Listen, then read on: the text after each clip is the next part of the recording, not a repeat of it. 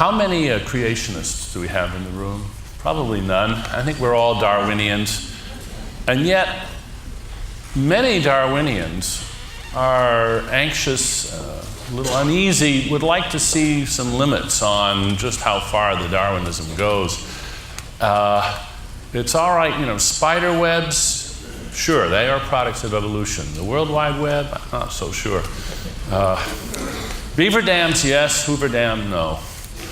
Well, what do they think it is that prevents the products of human ingenuity from being themselves fruits of the tree of life, and hence, in some sense, obeying evolutionary rules?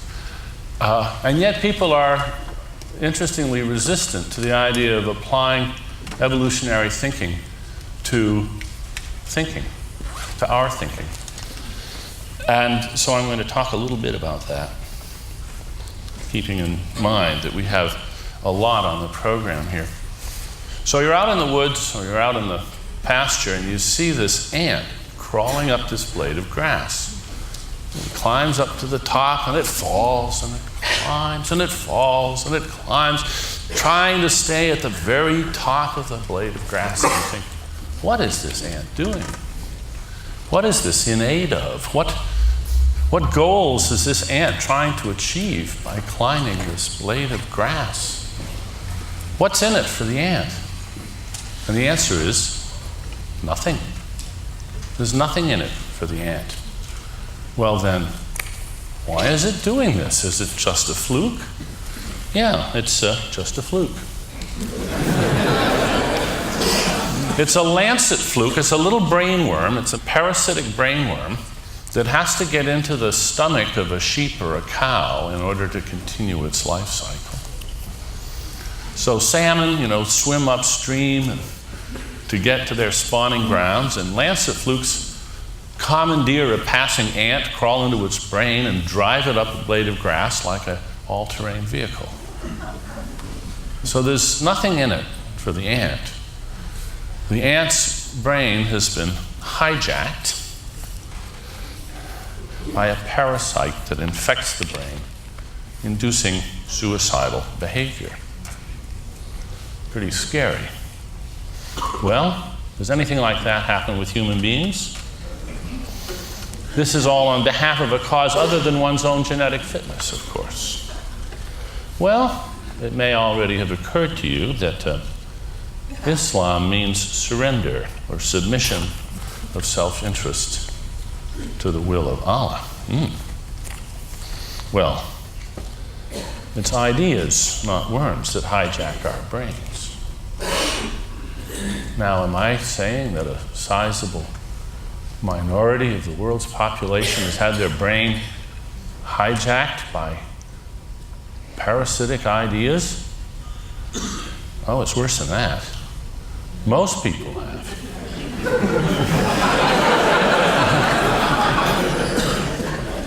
There are a lot of ideas to die for. Freedom, if you're from New Hampshire.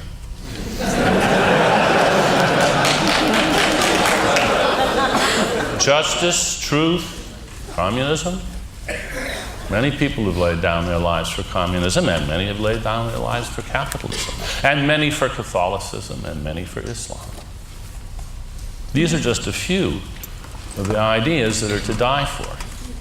They're infectious.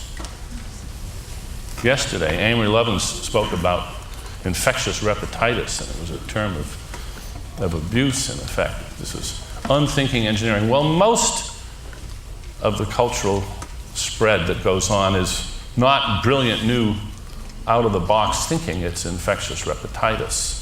And we might as well try to have a theory of what's going on when that happens so that we can understand the conditions of infection.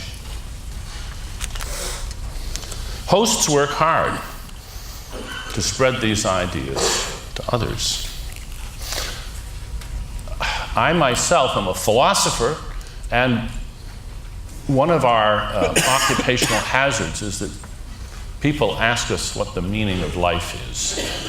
And you have to have a bumper sticker, you have to have a statement. So this is mine. The secret of happiness is find something more important than you are and dedicate your life to it.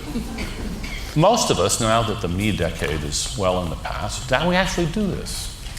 One set of ideas or another have simply replaced our biological imperatives in our own minds. This is what our summum bonum is. It's not maximizing the number of grandchildren we have.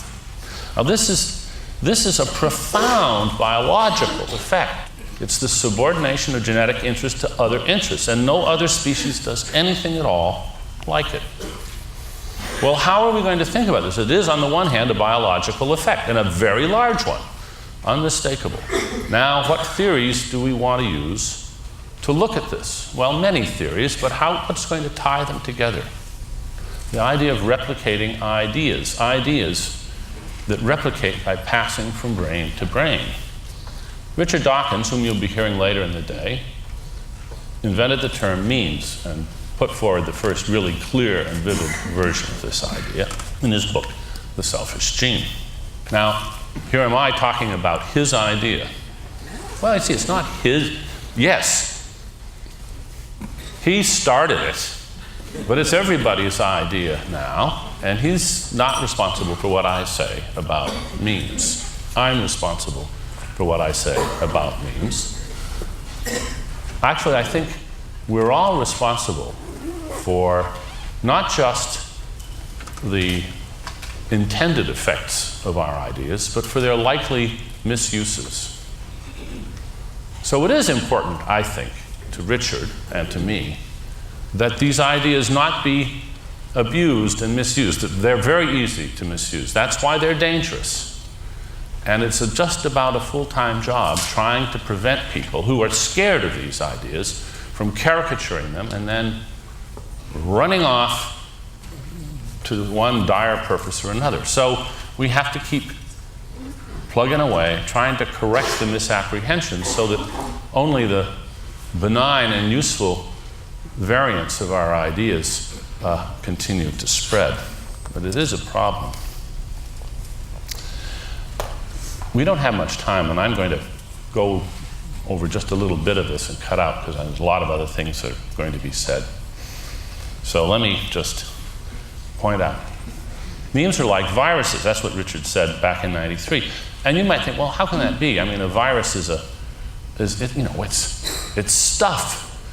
What's a meme made of? Yesterday, Negroponte was talking about viral telecommunication. But what's a virus? A virus is a string of nucleic acid with attitude. That is, there's something about it that tends to make it replicate better than the competition does.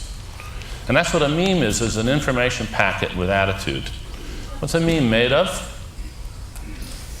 What are bits made of, Mom? Not silicon. They're made of information. Can be carried in any physical medium. What's a word made of? Sometimes when people say, do memes exist? I say, well, do words exist? Are they in your ontology? If they are, words are memes that can be pronounced. Then there's all the other memes that can't be pronounced. They're different species of memes.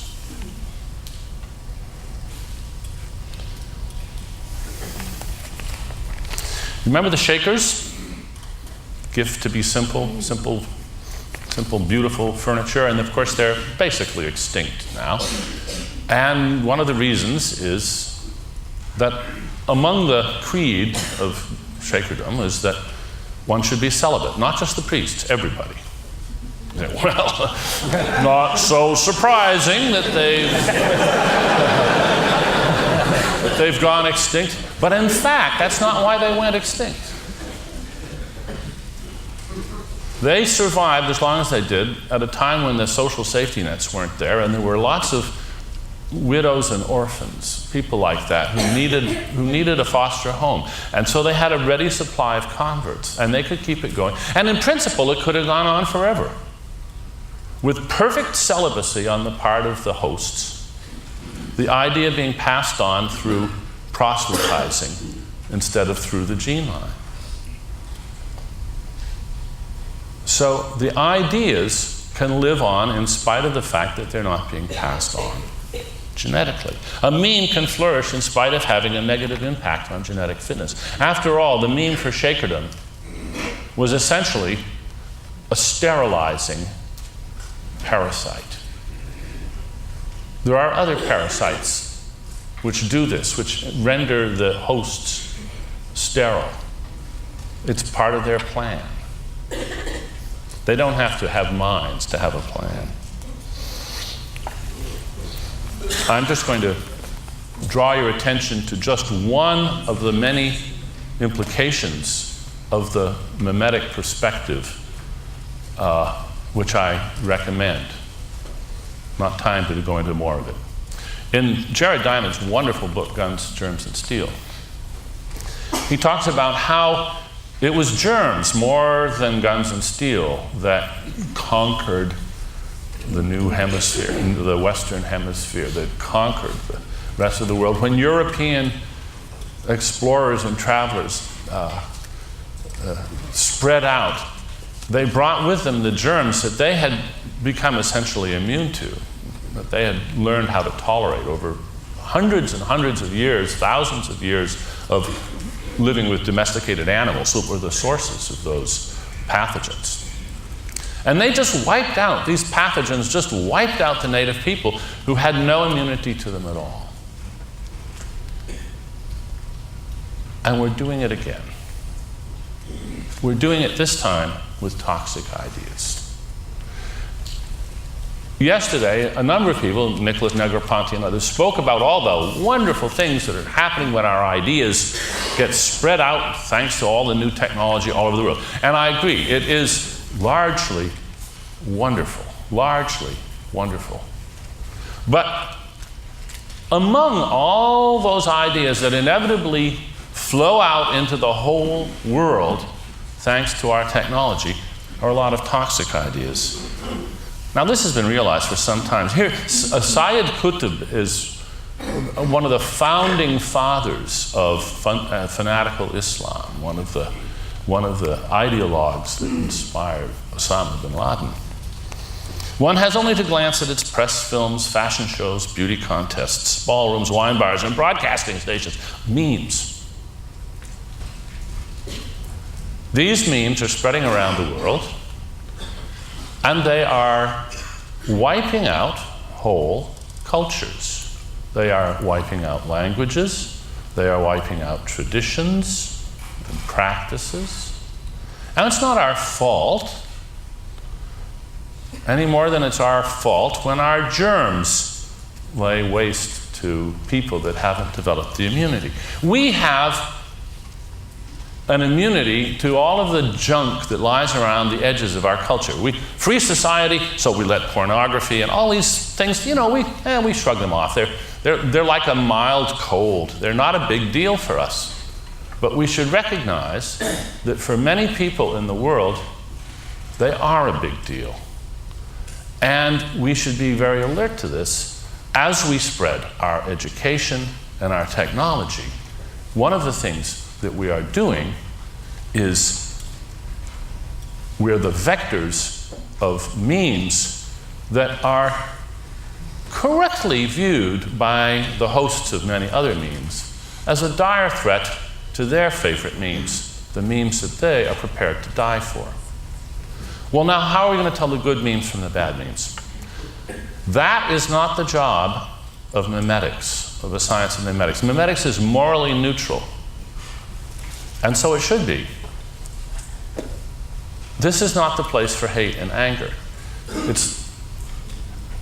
If you've had a friend who's died of AIDS, then you hate the HIV virus. But the way to deal with that is to do science and understand how it spreads and why in a morally neutral perspective. Get the facts, work out the implications. There's plenty of room for moral passion once we've got the facts and can figure out the best thing to do. And as with germs, the trick is not to try to annihilate them. You will never annihilate the germs. What you can do, however, is foster public health measures and the like that will encourage the evolution of avirulence, that will encourage the spread of relatively benign mutations of the most toxic varieties. That's all the time I have. So thank you very much for your attention.